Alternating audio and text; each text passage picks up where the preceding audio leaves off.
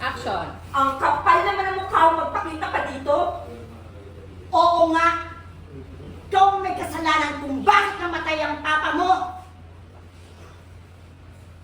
Ako? Bakit ako? Iniloko lang din ako.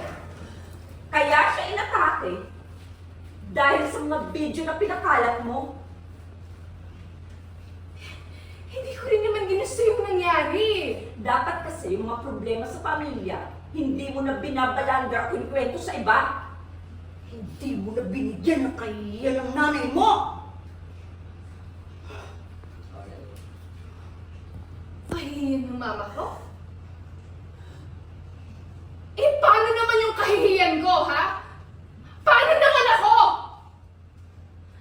Dapat iniisip mo ang kahihiyan ng pamilya mo, kahihiyan mo din yon. Tama. Kaya umalis ka na dito. Huwag mo nang bigyang pa ng sama ng loob ang nanay